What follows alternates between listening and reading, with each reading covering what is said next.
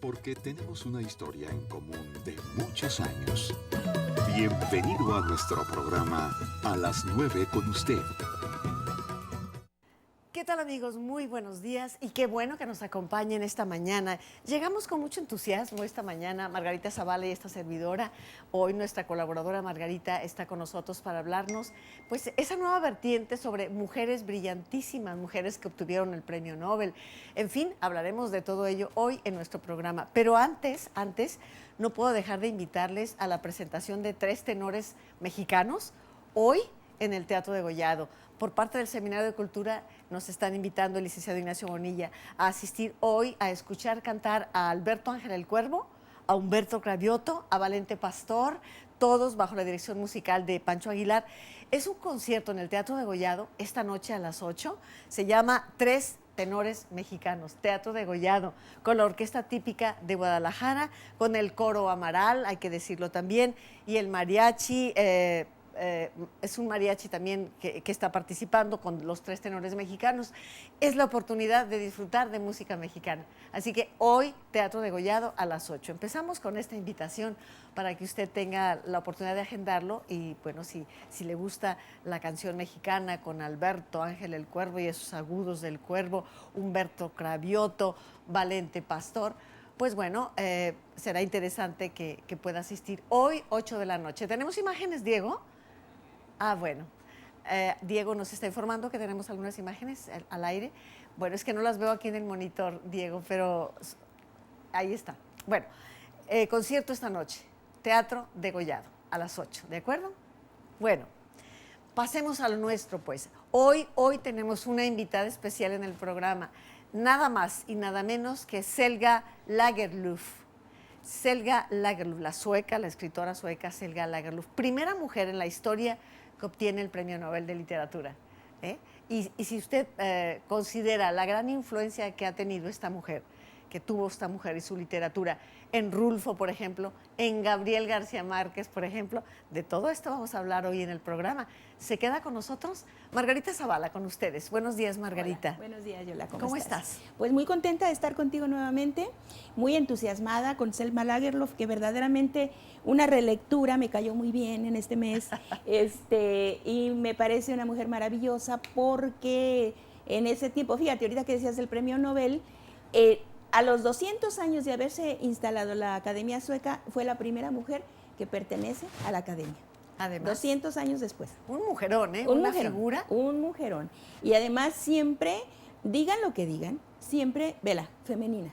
Femenina, Siempre esto es importante. Femenina, siempre y muy digna, muy ella, defendiendo, y además muy comprometida socialmente, fíjate. ¿Cómo no? Su compromiso social era maravilloso.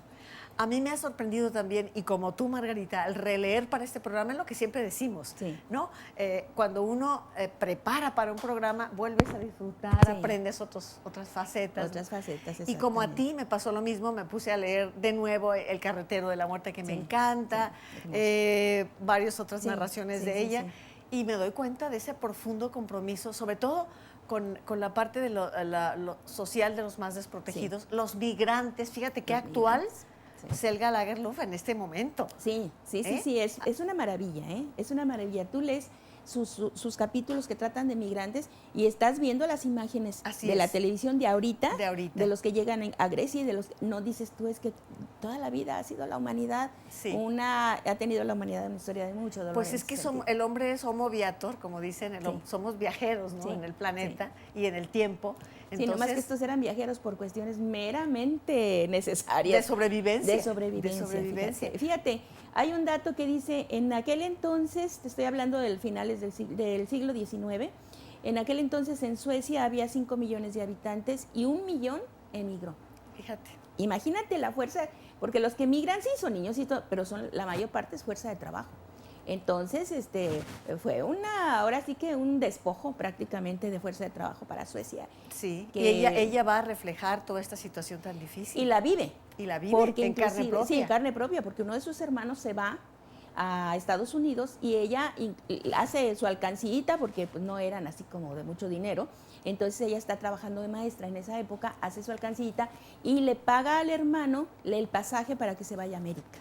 ¿Sí? Fíjate, Es muy interesante ver la vida de Selma, que fue maestra, como bien lo dices, pero siempre he sostenido la idea de que cuando tienes una infancia, que por alguna razón hay algo que te hace diferente a los demás. Bueno, ella tuvo una fractura de cadera. Sufrió displasia de cadera, que es una Ah. especie como de luxación, pero eso desde que nació. Desde que nació. Ya que nació. Entonces no podía participar en los juegos infantiles de para todos. nada, ella tenía que estar sentadita porque inclusive no creo que haya sido muy grave porque hay grados de displasia, Sí. porque ella camina y ella está de pie y todo. Hay personas con la displasia muy acentuada que no pueden hacerlo. Sin embargo, sí no podía participar en juegos ni nada de eso. Entonces, pues tenía que estarse. Pero además, fíjate, es por un lado la displasia de cadera, pero por otro lado es ese contexto que ella sabe ver.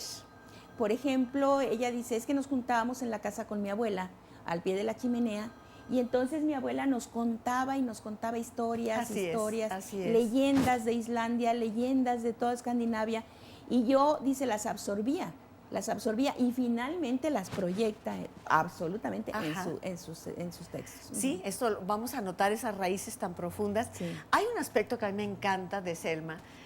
Una de sus primeras novelas es una saga de Gustav Berling. Exactamente. Una saga que habla del Don Juan. Sí. Pero fíjate, a mí me encantó. Sí. Porque, bueno, he conocido diversas abordes, versiones, por darle alguna versiones del manera. Don Juan Tenorio. Ujú. Pero el de Selma Lagerlöf es capaz, al final, de ir a la cárcel por defender el honor de la dama. Precisamente ese tipo de personajes y ese tipo de sentimientos son los que le dan a ella el premio Nobel, porque acuérdate que una de los derroteros fue que fueran escritores idealistas, que Sí. no perdieran la fe en el ser humano. Así es. Y pese a todo lo que han vivido, ahí está. Pero fíjate qué manera de construir la historia, ¿no? Sí.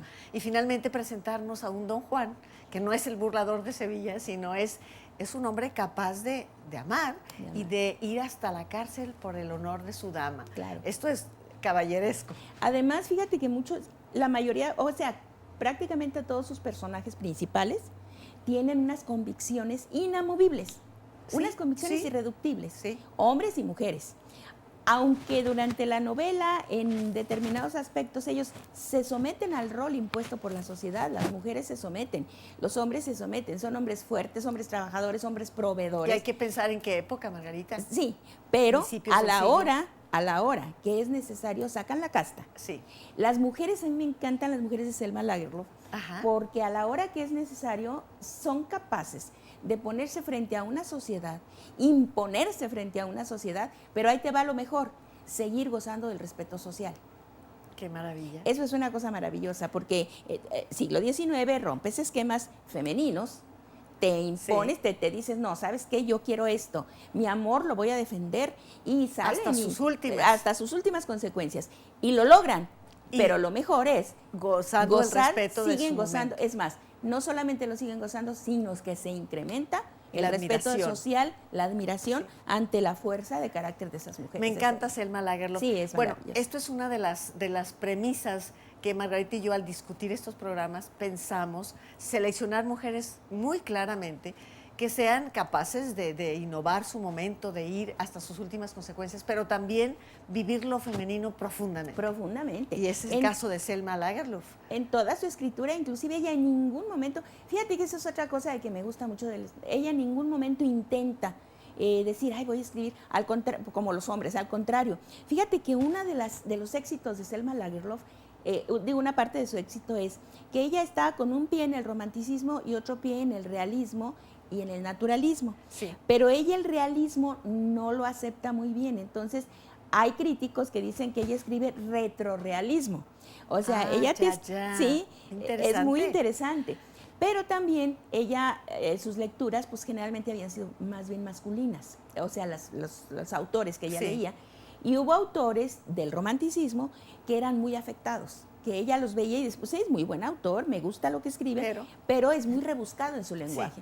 Sí. Entonces ella se propuso vamos a decir, que si digo que ella modernizó el sueco, pues no. Tú sabes que los lenguajes brotan del pueblo y son dinámicos. Pero sí ella, su escritura, se propuso hacerla de lo más sencillo y lo logró. De una manera Y antes de ir al corte, que ya me están indicando el corte, y en este mismo tenor, Margarita, en este primer acercamiento a Selma Lagerlöf, a su narrativa, me gustaría subrayar que efectivamente ella parte de un naturalismo, no solo realismo, naturalismo, pero, y aquí me encanta, es capaz de recorrer un territorio hasta llegar a lo mágico y lo sobrenatural. Es decir, literatura fantástica, Sí. como en El carretero de la muerte, por ejemplo. De ahí una gran influencia en figuras como García Márquez o como el mismo Rulfo. Vamos a ir a un corte. 3030-5386 es nuestro teléfono. Gracias, Irlanda, por estar ahí apoyándonos. Gracias a Barcha, a Diego, Ángeles, muchas gracias. También el 3030-5350. Selma Lagerlöf es nuestra invitada especial. Volvemos en un momento. A las 9 con usted. Regresamos. Estamos hablando de Selma Lagerlöf, primera mujer que ganó el premio Nobel en 1909, hay que decirlo así. Ella nació a finales del siglo XIX, 1858, el 20 de noviembre de 1858, sí. y recibe el premio Nobel en 1909, Margarita. En 1909. Selma Lagerlöf, y hablábamos de una maestra, hablábamos de una mujer sumamente preocupada por su entorno, hablamos de una mujer que como tema, uno de sus temas principales es la migración en sus novelas, que podría ser profundamente actual. Hablamos también de una mujer que logra transitar del naturalismo más recalcitrante hasta la literatura fantástica, como ejemplo El carretero, no la carreta, El carretero de la muerte, donde el hombre que moría el último del año a las 12 de la noche tenía la obligación de conducir la carreta de la muerte, el carretero de la muerte, un poquito como este mito de Caronte, de cruzar a la otra orilla. Pues esta es una carreta. Obsérvese cómo se deconstruye el mito griego. Pero tú tenías otro ejemplo en Jerusalén. Hablando también, bueno, esto de la muerte y del sueño, y también de la cuestión fantástica, yo pienso que más bien sería la semilla de un realismo mágico que tiene Selma Lagerlöf, porque finalmente te voy a leer un fragmento que tengo aquí, y tú me vas a decir de qué se trata. Es una chica que está soñando y está pensando. Dice: compuso entonces un breve relato sobre el posible origen de las hojas de aquel bosque de caducifolias. Imaginó que seguramente los árboles caducifolios, que habían dormido un sueño apacible durante todo el invierno, de repente comenzaban a soñar. Su sueño consistía en que era pleno verano. Veían prados cubiertos de trigo y hierba mecida por el viento, rosales deslumbrantes con sus capullos recién abiertos, las hojas planas de los nenúfares flotando en ríos y pantanos, el té de Suecia que trepaba revistiendo las piedras y el suelo del bosque salpicado de solitarias estrellas blancas. Y en medio de toda esta naturaleza revestida y recubierta, se vieron a sí mismos y, como tan a menudo ocurre en los sueños, se avergonzaron de su desnudez. Los árboles, desconcertados, creyeron que eran objeto de todas las burlas, que el zumbido de los abejorros les escarnecía, que el graznido de las urracas eran carcajadas y que el resto de las aves trinaban difamándolos. ¿De dónde sacaremos algo para taparnos?, se preguntaban los pobres árboles desesperados. Pero en sus ramas no crecía una sola hoja, y su angustia era tal que al final se despertaron. Adormilados, miraron alrededor pensando: gracias a Dios era solo un sueño. Está claro que aquí no es verano. Qué suerte que no nos hayamos retrasado. Entonces es una maravilla. Fíjate que inclusive en el discurso de agradecimiento cuando recibió el premio Nobel, ella acude a una imagen con la que empieza el primer capítulo de Jerusalén, que es el personaje principal hablando en su mente con el padre muerto. Cuando ella hace su discurso del premio Nobel, entonces ella hace un discurso como que va en un tren y de pronto dice: voy a platicar con mi padre que murió porque le quiero preguntar cómo salgo de este problema. Y entonces ella describe al padre como lo veía en su sillón, con sus gafas, con su libro en los brazos, y entonces le dice: padre, tengo un problema. Y el padre le dice: no, si es de dinero ni me digas, porque yo no te puedo sacar de ese problema. No, padre, es más grave que eso. ¿Cómo que más grave? A ver, dime. Y entonces comienza ella a decirle: mi problema es cómo agradecer, fíjate, a la naturaleza, a las ancianas que veía yo sentadas en las puertas, y hace una enumeración de todos aquellos personajes reales que finalmente ella los integra en sus capítulos, de todos aquellos elementos naturales, de todo aquello divino inclusive, porque es una religión muy profunda. Entonces hace una enumeración de lo más sencillo, hace cuenta que es una carta, pero sencillísima, pero la cosa más linda. Inclusive es uno de los discursos más famosos de agradecimiento para el Premio Nobel. Qué maravilla, Sí, qué maravilla. sí. Y es que hay que subrayar también su misticismo, Margarita Sí. y amigos. Ella escribe unos cuentos que son por una parte brumosos, muy en el paisaje sueco, pero también toca lo místico con mucha frecuencia, toca el Sí, misticismo. ella era, mira, es que en su linaje, por ejemplo, ella era hija el papá era de la milicia, pero todo el linaje de su mamá fueron religiosos, fueron pastores presbiterianos. Un tanto rígidos. Sí, muy rígidos. Entonces ella se educa en ese contexto. Y de hecho Suecia, desde finales de la Edad Media, Suecia es católica, 100%. Entonces, fíjate, la literatura de Selma está, vamos a decir que sostenida en la integridad de sus personajes, las convicciones, Sí. en la fe y sobre todo en los problemas sociales que está viviendo ella. Sí. Son tres pilares de la escritura de Selma Lagerlöf. Comentábamos antes de llegar al programa, que estuvimos muy temprano platicando, Margarita y esta servidora, platicábamos la gran influencia que se percibe, no solo en Rulfo, como es muy conocido, fue un autor de sus favoritos de Rulfo, sino de Gabriel García Márquez. De Gabriel García Márquez, fíjate que... ¿Eh? Mira, yo te voy a decir, yo había leído los cuentos de Selma, El viaje de Nils Holgersson, y cuando leí Jerusalén dije, esta es la obra de Selma Lagerlöf, así como... Jerusalén. Es una cosa maravillosa. Y en Jerusalén los personajes, vamos a decir, las generaciones, siempre llevan el mismo nombre. El mismo nombre. Inmarsson, Erik Edmarsson, todos son los... Claro, nosotros sabemos que en el lenguaje sajón, el son, que se le el sufijo son, que se le agrega al nombre, es el hijo de, así como Rodrigo Rodríguez, Hernando Hernández. Pero sí, es una cosa que yo pienso que sí veo esa conexión con García Márquez, que digo definitivamente. Y además hay una frase en el libro de Jerusalén que inmediatamente me conectó porque decía, fulano de tal iba y dejaba el rastro de su sangre en la nieve. El cuento de García Márquez. Sí. Entonces, todas estas cosas de realismo mágico, yo creo que es una de las fundadoras del realismo mágico, a mí me queda clarísimo. Inclusive, fíjate, hay un capítulo en Jerusalén que a mí me gustó mucho, que es el de los más, vamos a decir, de los más antiguos que yo he leído, escritos en segunda persona. ¿Sí? Fíjate. En segunda persona. Recordemos, por ejemplo, este ejercicio con Aura de Carlos Fuentes. ¿No? Y hay otro escritor que ahorita no tengo el nombre, pero también es como de los 20 que escribe algo en segunda persona. Pero Selma, antes del 1909, escribe en segunda persona. Fíjense nada y eso más. Es una innovación del lenguaje. Sí. La traducción es maravillosa, esta traducción, porque finalmente hay muchas traducciones que se dan ya saltando, o sea, lo traducen no del sueco, sino del francés, hay traducciones del inglés. Y las traducciones hay que buscarlas directamente, que sea una traducción la más apegada al lenguaje original. Una de las cosas que hacía Selma, porque los que leen sueco, los que saben sueco, se admiran de la musicalidad de la creación de Selma. Fíjate que ella tenía por costumbre leer 1 hora diaria en voz alta. Sí. Entonces eso, y para las personas que quieren escribir y para las personas que les gusta leer, además es un ejercicio muy bueno para la dicción.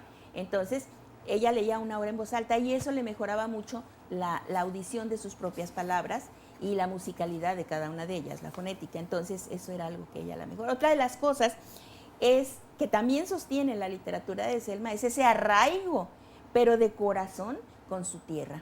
Inclusive aquí en Jerusalén, que se va un grupo de suecos emigrantes, se va a Jerusalén, ellos llegan a Jerusalén y se instalan con sus costumbres, con sus hábitos, con su religión, con sus ideas, ¿sí? Los helgunianos, que le dicen, porque un helgun que viene de Nueva York es el que se lleva el grupo y este grupo, fíjate que está muy interesante. Jerusalén, estamos hablando de Jerusalén. Estamos hablando de la novela Jerusalén. Porque tiene una obra vasta, no, son más de 50 y tantos libros. Así es. Incluyendo una saga familiar muy interesante. Sí. Muy interesante, donde demuestra ella una gran intuición psicológica y va muy profundamente uniendo en una saga de 3 novelas espléndidas. Sí, creo que también eso, bueno, no vamos a decir que fue un hito, pero esa época que le tocó a vivir de que comienza la novela psicológica, o sea, ella está en ese nudo, en donde está terminando el romanticismo, el naturalismo, el realismo y la novela psicológica. Entonces ella se anticipa a la novela psicológica y comienza. Es muy interesante. Los personajes por ejemplo, hay una chica que se llama Babro, que tiene unos complejos porque es una niña fea. Entonces, todas las manifestaciones de amor del pretendiente, ella dice, no me ama, lo que pasa es que se sentó aquí junto a mí porque no hay otro lugar. Entonces comienza a... Pero fíjate psicológicamente qué importante, ella no es capaz de reconocer quién la ama porque no fue amada tal vez... De chica. No reconoce. Porque además esta chica Babro, viene de una ¿cómo se dice? Una genética en donde todos los hijos hombres salen idiotas y ciegos. Entonces ella dice, es que nadie se va a querer casar conmigo, sabiendo eso, ¿sí? Pero entonces hay que leer la novela. Hay que leer la novela. ¿Sí? Por cierto, varias de sus novelas, no una ni dos, varias han sido llevadas al cine. Sí, La Agosta de Berlín.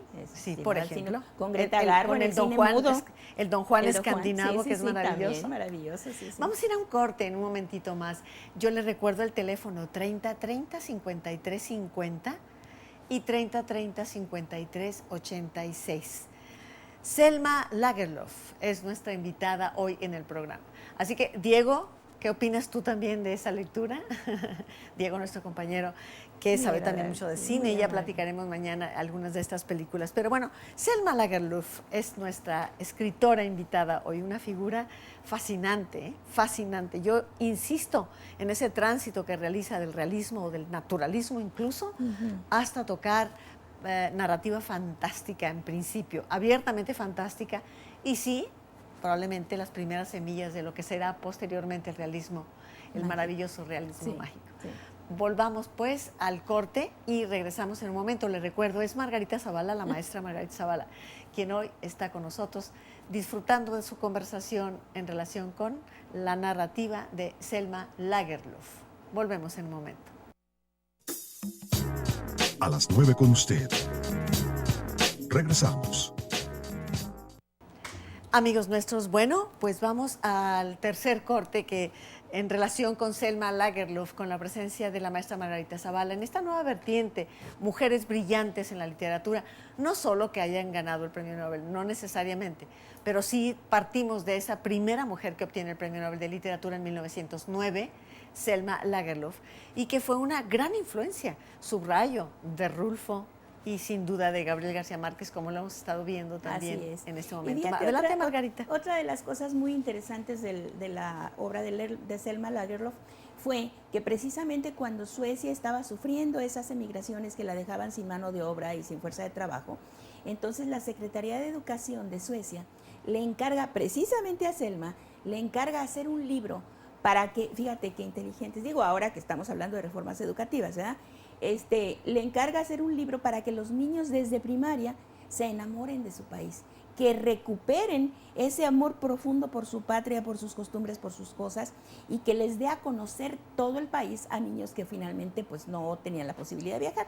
Entonces ella comienza a escribir el maravilloso viaje de Nils Holgersson, que es un recorrido por toda Suecia, por todas las regiones, y ella hace cuenta que da climas, posibilidades económicas de cada región, que si las minas de hierro, que si la flora, que si la fauna, que si los litorales. Pero además, en ese libro viene mucho de ética, viene mucho de ecología. Fíjate, por ejemplo, hay un capítulo en donde hablan de las sierras que devastan para plantar forraje para vender a los animales, para comer a los animales, que es un precio bajísimo comparado con la explosión de la madera, con la explotación de la madera, ¿sí? Entonces, todo esto viene en el viaje de Nils Holgersson. Fíjate cómo se anticipa incluso al fenómeno de la conciencia ecológica. Absolutamente. Inclusive en el Jerusalén, por ejemplo, hay un capítulo, creo que es en Jerusalén, donde habla de la papa, cómo el cultivo de papa ayuda mucho a salir de la hambruna, Sí. alguna región muy pobre de Suecia. El maravilloso viaje de Neil Holgersson tiene muchísimas cosas que nosotros finalmente aprovechamos para conocer mucho Suecia. Inclusive hay un premio Nobel, no recuerdo qué fecha, Kenzaburo Oe, ¿te acuerdas? Y él en su discurso de agradecimiento dice, es que yo nunca había venido a Suecia, pero ya la conocía, porque Por leí la obra de el maravilloso viaje de Nils Holgersson. Cuando me hablabas del Carretero de la Muerte, a mí me quedó muy claro que todos los escritores siempre tienen un pacto con la muerte, con la cosa de la muerte, tienen la ansiedad de escribir sobre ellos. No hay un escritor que no haya escrito algo sobre la muerte. Entonces, aquí Selma Lagerlöf la trata de una manera muy padre, porque ella abre puertas, en su literatura abre puertas entre los vivos y los muertos y los pone a conversar en varios de sus cuentos. Inclusive tiene un cuento de un niño que fallece como a los 3 años de neumonía, y su imagen, yo me recordé con una frase que alguien dijo, que no hay enemigo más invencible que el de un fantasma, que el de una persona muerta, ¿no? Entonces, este niñito se muere y la familia lo adora, y entonces comienzan a decirles a los demás niños, no, es que te habías de parecer a Jorgito, que es una maravilla de niño, que era un niño de ese... Y entonces van pasando las generaciones y ya se convierte en el tío Jorgito, al que nadie le llega. Entonces, ¿cómo la muerte te da esa dimensión, sí, ¿verdad? Que es, finalmente al ser humano se le escapa de las manos, ¿sí? En el Carretero de la Muerte también, lo que te comentaba, aquí en Jerusalén nos da nos gusta pues encontrar ese tipo de cosas, ¿no? Hay un capítulo en donde es un recorrido de estos judíos, de estos suecos que se van a Jerusalén, y que de pronto se les acerca una carreta. Se les acerca una carreta con un carretero. O sea, hay un intertexto de la propia Selma en Jerusalén. Y los acompaña un tramo del camino y se va. Sí, el Carretero de la Muerte es excepcional, ciertamente, bueno, porque no está exento de ese idealismo y le encuentra sentido a la muerte. Sí, creo que no se puede comprender la vida sin encontrarle sentido a la muerte. Claro. Y esa es una búsqueda permanente de todos los escritores, y en Selma Lagerlöf está definida exclusivamente. O sea, es una cosa que habla de la muerte y de pronto dices, bueno, pues sí, la muerte, ¿no? ¿Qué me dirías de su vida, de Selma, en relación con su pareja, formó una familia? Mira, la vida de Selma es interesante. Ella nunca se casó, nunca se le conoció un amor. Ella, hay algunos, pero no dejan de ser rumores sobre sus preferencias sexuales, porque ella tuvo una amiga del alma que se llamaba Sofía Elken, que era historiadora. Inclusive, uno de sus últimos libros se llama Tú me enseñas a ser libre, y se lo dedica a Sofía Elken, ¿sí? Sofía Elken es historiadora y escribe, pero no le llega pues a Selma Lagerlöf, ¿no? Sin embargo, es la persona que la tiene, la impulsa, la estabiliza, y Selma Lagerlöf era estable, pero de todas maneras es su compañera, por decirlo de alguna manera. Ella platica con ella, por ahí andan unas fotos con Sofía Elken. Sí, lo vimos. Y es muy interesante también porque ella, fíjate qué curioso, ella se va a la Academia Femenina de Suecia, cuando a Virginia Woolf, años después, le da tanto trabajo entrar a la universidad en Estados Unidos. Imagínate. Fíjate. Virginia Woolf nace casi varios años después de Selma, y sin embargo tiene problemas para estudiar. Selma no, Selma se va a estudiar a la Academia Femenina y da clases 10 años en una escuela de niñas. Ella siempre está escribiendo, entonces publica sus textos en periódicos, en revistas, y en una revista femenina la invita, y entonces ella recibe una invitación de la condesa Sofía Aldesparre. La condesa Sofía Aldesparre, que resulta ser la presidenta de la agrupación feminista de Suecia.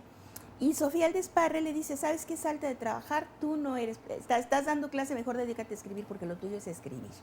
Comienza a escribir Selma Lagerlöf, y su proyección la da, curiosamente, un crítico de Dinamarca, que es el que habla maravillas de ella, y entonces comienzan a venderse muchos sus libros, y entonces el rey Oscar le da una pensión vitalicia para que ella, y no solamente que siga escribiendo, sino que se vaya a viajar a Europa, se vaya a viajar a Grecia. De hecho, va a Italia. Va a Italia. Sí. Ahí escribe otra novela, unos cuentos maravillosos que se llama Las leyendas del anticristo. Sí. Y hay una leyenda, bueno, hay varios, que a mí me conectan mucho con los evangelios apócrifos. Por ejemplo, hay un cuento que se llama El petirrojo, que es un pajarito gris, Dios lo crea gris. Y entonces, y es muy padre, porque está Dios sentado creando a los animales. Y hay una anécdota porque dice que un animal se regresó 3 veces. Y que le dice, ¿cómo me dijiste que me llamaba? Y ya le dice, y vuelve otra vez. Entonces Dios lo agarra de las orejas y le dice, te dije que te llamabas burro, burro, burro. Y entonces por eso el burro tiene las orejas grandes, ¿no? Porque Dios lo agarró de las orejas para que se aprendiera su nombre. Y el petirrojo es un pajarito que está muy triste porque es gris, o sea, es nada. Entonces él ve sus generaciones y sus niditos y sus pajaritos grises que nomás ni siquiera se ven. Pero cuando le toca ver, está cerca de la crucifixión de nuestro Señor, ve aquel tumulto de gente, aquel hombre martirizado y todo. Entonces él llega chiquitito y le dice, te voy a ayudar aunque sea un poquito, y le quita una espinita de la corona de Cristo. Y la sangre que brota se le va al pecho del pajarito. Y desde entonces es el petirrojo. Es así de tierno, ¿no? Es mucha ternura la de Selma Lagerlöf. Fíjate, aquí tenemos claramente también el intertexto de Oscar Wilde, en uno de sus cuentos. Del Ruiseñor, precisamente. El Ruiseñor, precisamente. Entonces, sí. cuando uno empieza a encontrar esas conexiones, se disfruta mucho. Se disfruta bastante. Claro. Fíjate, en 1907 le dan el honoris causa de la Universidad de Uppsala, en Suecia. En 1909 gana el Nobel. Y en 1914, como te decía, la academia la nombra miembro de la Academia Sueca de Lengua Pues Sueca. ella es Selma Lagerlöf, hoy presente en nuestro programa. Margarita, vamos a despedir a Margarita, tenemos otro invitado en el siguiente corte, pero ¿qué le dirías al público para cerrar? Tenemos un par de minutos más para cerrar y motivarles a leer a Selma Lagerlöf. Yo supongo que ya están bastante motivados después de escucharte. Sí. ¿Pero Bueno, qué mira, le diríamos? Yo la verdad encontré una ternura y una sencillez que la verdad da trabajo tenerla a veces. A veces lo más difícil es ser sencillo. Entonces creo que los textos de Selma Lagerlöf te van a llevar a un fondo de ternura, pero a un fondo de humanismo, ¿no? De humanismo, de entrega. Inclusive hay una anécdota, muy rápido te lo voy a decir. Ella ayuda cuando está la cuestión del holocausto judío, ella ayuda de manera personal, porque Suecia siempre fue neutral en todo, ¿no? Y ella ayuda de manera personal a conseguirle visados a los intelectuales y escritores judíos. Entre ellos está una que después sería premio Nobel, Nelly Sachs. Nelly Sachs es una poetisa y la historia es que ella, cuando tenía 15 años, lee la saga y entonces le escribe... ¿Del Don Juan Escandinavo? Sí, entonces le escribe una carta... Gustav Berling. Entonces le escribe una carta y entonces comienza una relación epistolar de 30 años, sin conocerse. Cuando ella le consigue la visa a Sachs para que se vaya a Suecia, se va Sachs y su mamá, y llegan y acaba de morir Selma. Nunca se conocen. ¡Qué barbaridad! ¿Cómo ves? Pues bueno, la invitación es a que leamos todos, recuperemos todavía más. Hay diversas versiones. Les sugiero también, Editorial Porrúa tiene muy buenos ejemplares, tiene una edición de Sepan Cuántos, bastante accesible económicamente hablando y que tiene varias obras de ella. En fin, afortunadamente podemos leerla y localizar varias de sus obras. Así que esa es la invitación. Margarita, muchas gracias por haber participado hoy con nosotros. Me encantó. A tu teleauditorio y a tus radioescuchas, un beso a todos. Muchísimas gracias. ¿Verdad que es una delicia conversar con Margarita Zavala? Qué linda, igualmente. Bueno, pues 3030-5350. Vamos a ir al corte y le tengo una sorpresa muy especial en el siguiente corte. ¿Sabe usted que, bueno, usted sabe que ayer se inauguró Palco, este Palacio de las Comunicaciones y la Cultura? Fue inaugurado ayer con Javier Camarena, con el tenor mexicano Javier Camarena. Bueno, pues para estar presente en este importante inauguración estuvo la familia de José Pablo Moncayo, nada menos Rodrigo Sierra Moncayo, que ha estado en otros programas con nosotros, Elena Galvez. Vamos a ir al corte y ellos estarán con nosotros después del corte. A las 9 con usted. Regresamos. Amigos, queridos nuestros, bueno, pues ayer fue inaugurado Palco, este Palacio de las Comunicaciones y la Cultura, que está espléndido, que tiene un vestíbulo maravilloso. Fue inaugurado con la presencia del tenor Javier Camarena, y hoy están con nosotros pues nada menos que la familia del gran músico jalisciense José Pablo Moncayo. Hoy nos acompaña Rodrigo Sierra Moncayo, nieto de José Pablo Moncayo, y también Elena Gálvez Moncayo. Vienen a invitarnos porque resulta que Rodrigo va a conducir a la Orquesta Sinfónica Juvenil de Zapopan el próximo domingo ahí en Palco. Qué bien, enhorabuena por este nuevo lugar para la cultura en Guadalajara, en Jalisco. Qué maravilla, enhorabuena por este proyecto tan ambicioso, tan, iba a decir prometedor, pero no, ya es una realidad afortunadamente, y que nos permitirá tener posibilidades de disfrute de la cultura enorme, y bueno, ya estaremos conversando sobre ello. Pero le doy la bienvenida. Rodrigo, ¿cómo estás? Elena, ¿qué tal? Muy bien, muy buenos días, gracias por Así la que invitación. conduces el próximo domingo, Rodrigo. Así es, a las 12:30 voy a tener el placer de dirigir a la Juvenil de Zapopan. Vamos a presentar Huapango, vamos a presentar Tierra de Temporal, que va a dirigir el maestro Vladimir Allen, el titular, y va a haber música de Tchaikovsky también. Bueno, no podía faltar el Huapango realmente de tu abuelo, ¿no? Es correcto, sí, la obra más, quizás la más programada del conocida. maestro Moncayo, la más conocida. Y bueno, ya habíamos platicado anteriormente con Rodrigo sobre la influencia del abuelo, de cualquier manera, aunque a través de su obra sí, principalmente, ¿verdad, Rodrigo? Pero a mí me encantaría que me dijeras, ¿qué te pareció Palco ayer? Pues Palco es un lugar majestuoso, Sí. enorme, es una infraestructura impresionante la que tiene. Hablando tecnológicamente, todos los aditamentos que tiene el teatro va a permitir espectáculos de toda naturaleza. ¿Ópera? Por supuesto, Ah, puede qué albergar maravilla. ópera, puede albergar teatro, música sinfónica.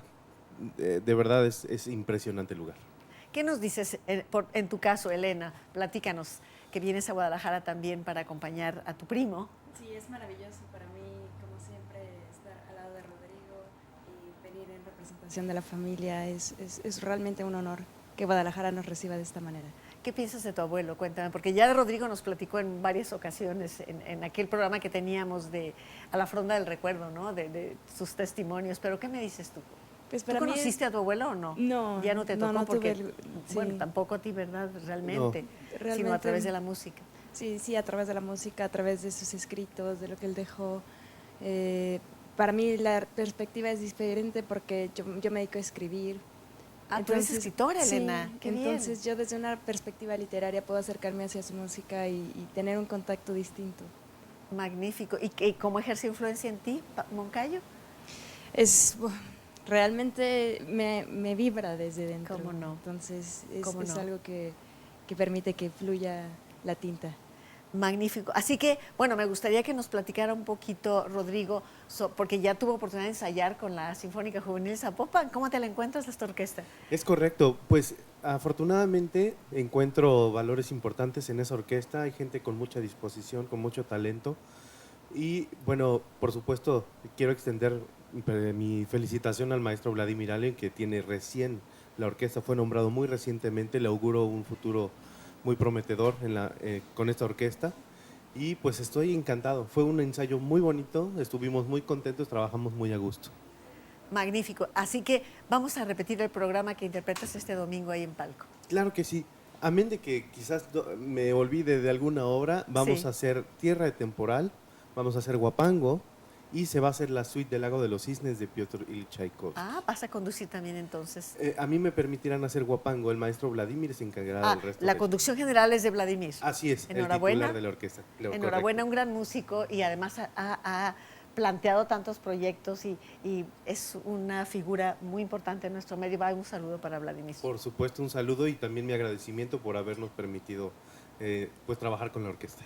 Y bueno, la ocasión anterior en que estuviste con nosotros nos platicabas de tus planes precisamente. ¿Tú sigues dedicado 100% a la conducción de orquesta? Sí, a la dirección, como pianista, por supuesto, siempre Sí, hay trabajo sí. como pianista. Como lo cual- recitalista. ¿Perdón? Como recitalista. Así es, como recitalista. Trabajo mucho con cantantes, hago mucha música de cámara, entonces afortunadamente eso tampoco se agota y por Claro. supuesto, por más que dirija, nunca dejaré de tocar. ¿Y la composición no te interesaba? Estoy tomando clases con el maestro José Luis Castillo, Ya. estoy incursionando un poco en eso, sé que es toda una disciplina que requiere muchísimo tiempo y esfuerzo. Y dentro de mis posibilidades, pues estoy ya trabajando también en eso. Magnífico, magnífico.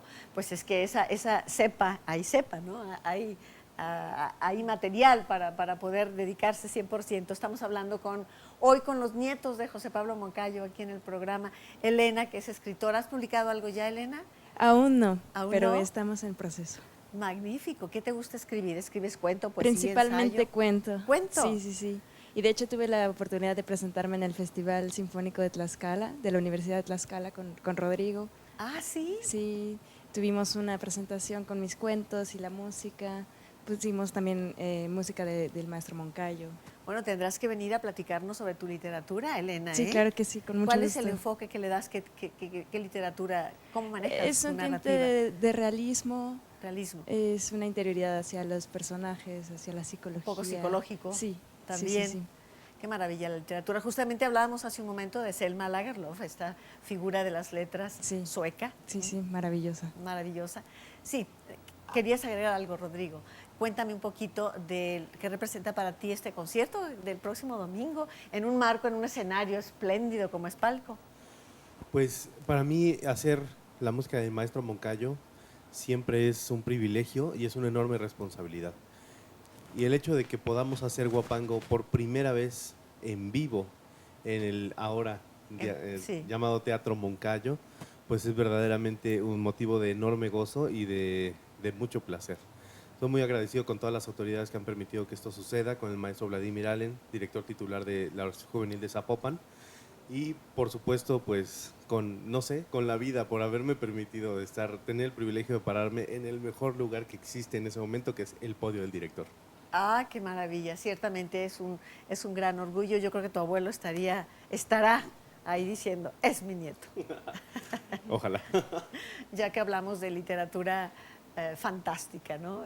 Seguramente puede ser un gran cuento ahí. Claro que sí. Eso es buen material. Muy bien, muy bien. Bueno, entonces será interesante invitar a todo el público a que asista. Por supuesto, por favor, la cita es este próximo domingo 14 de febrero para celebrar el Día del Amor y la Amistad. Y la Fundación de Guadalajara. Y la Fundación de Guadalajara, Claro. por supuesto, en el Palacio de la Cultura y la Comunicación, Palco, que está en Zapopan, Jalisco, al filo de las 12 horas, por favor. 12 del día el próximo domingo. Ahí estará en Palco, Palacio de las Comunicaciones, de la Comunicación y la Cultura. Qué importante, ¿no? En este momento en que nuestro país sufre y pues de una violencia muy marcada en el terreno internacional, proyectando así. Qué maravilla que surja pues este espacio para la cultura, que se abra un espacio así para la cultura, decidido, franco y sin regateo de ninguna especie. Definitivamente, yo creo que parafraseando a nuestro querido maestro Leonard Bernstein y extendiéndolo también a la disciplina de las letras que aquí nos acompañan, a esta violencia vamos a responder con más hermosa música y con, en este caso, las más hermosas letras que nunca antes. La cultura verdaderamente es la que va a ayudarnos a reunificar a este país que, como bien comentas, está tan lacerado por la violencia. Sí, eso es muy importante. Lo hemos repetido en varias ocasiones, yo no me canso de repetirlo, porque es importante que comprendamos perfectamente que el arte, la cultura nos redime, que habrá 1000 noticias virulentas dándole la vuelta al mundo, y sobre todo en esos noticieros que privilegian la nota roja terrible. Pero más allá de eso está lo que México da al mundo. Y ahora con esa oportunidad de un nuevo lugar al cual muchos artistas a nivel internacional estarán deseando venir. Por supuesto, claro que sí. Ópera, por supuesto, tendremos y bueno, ya platicaremos de todo ello. Será esto muy importante. Por lo pronto, recuerde, hoy le estamos invitando a la presentación de la Orquesta Sinfónica Juvenil el próximo domingo a las 12 del día y conduciendo una parte de este concierto, Rodrigo Sierra Moncayo, que hoy está con nosotros, en nombre de ese gran jalisciense, de ese José Pablo Moncayo, que es mucho más que el Huapango, una vez más lo decimos, ¿verdad, Rodrigo? Así es. Que su obra es tan vasta, tan enriquecedora, que habría que editarla completa y escucharla a todas horas, Por supuesto, hay que programarla ¿verdad lo que más sí? que se pueda. Pues dedicado a José Pablo Moncayo también. ¿Qué agregarías por tu parte, Elena, antes de concluir el programa? Estamos en la parte final. Simplemente aprovecho para incluirme en esto del arte, de que redime el espíritu y lo sublima. Y la cultura es verdaderamente la vía que tenemos todos. Sí, me encanta. Yo creo que quedémonos con esta parte una y otra vez, subrayando ojalá cada estado del país tuviera un lugar así como Palco, ¿no? Claro que sí. Y le diera actualidad a los teatros, a las bibliotecas, a los museos. Especialmente Jalisco, hay que decirlo, es un estado que ha dado a la cultura internacional un acervo extraordinario, ¿no? Así es, como mencionaban anoche, ya Palco es casi que motivo de envidia para nosotros los capitalinos que vivimos en Ciudad de México. Ya quisiéramos tener en Ciudad de México un espacio tan magnánimo Fíjate. como Palco. Qué maravilla. Entonces, muchas felicidades, estamos muy orgullosos como mexicanos que somos y pues que vengan todos los éxitos para este lugar. Me están pidiendo que subrayen la dirección de Palco o dónde está ubicado. Es que no la tenemos aquí, ¿verdad? Lo que sé, perdón, es que como Cerca no soy de sí, la ciudad, exacto. está en Más bien Zapopan, ustedes. está exactamente enfrente del trompo mágico. Ahí sí, Enfrente del trompo mágico. frente al trompo mágico. Todos ustedes saben dónde está el trompo mágico. Y ahí está Palco, es una gran explanada. Y bueno, me dicen que tiene 3 nombres esa avenida: Avenida Central y Servidor Público. Bueno, ahí está, frente al trompo mágico, Diego.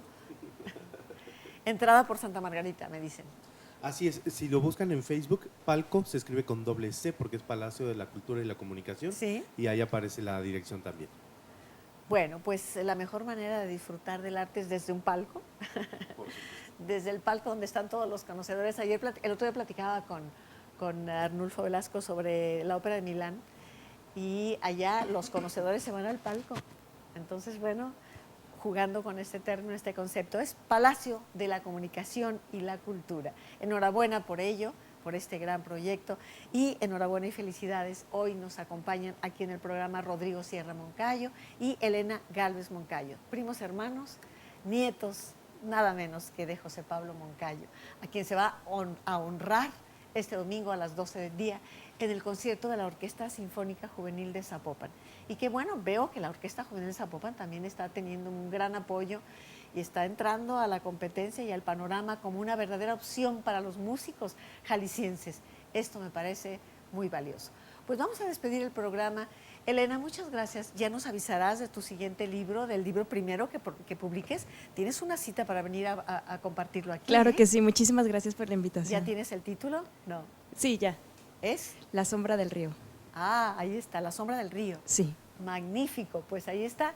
Esta es una primicia. Ya vendrá Elena a compartirlo con nosotros. Y por tu parte, por Pues, favor, Rodrigo. nuevamente, muchísimas gracias por permitirnos este espacio para poder hablar del maestro Moncayo una vez más. Y pues vamos a Palco. Amigos, llegamos al final de nuestro programa de hoy. Ojalá que le haya resultado a usted interesante, motivador y, como lo digo, idealmente inspirador también. La idea es participar y encontrarnos en torno al fenómeno cultural, que afortunadamente en nuestra ciudad es de una gran riqueza. Opciones, oferta cultural variada y diversa. Muchísimas gracias por habernos acompañado. En nombre del equipo de A las 9 con usted, nuestro agradecimiento. Y recuerde que mañana estaremos de nuevo a las 9 con usted para hablar de cine como lo hacemos todos los jueves. Por hoy, esto ha sido todo. Muchísimas gracias y hasta mañana a las 9 con usted.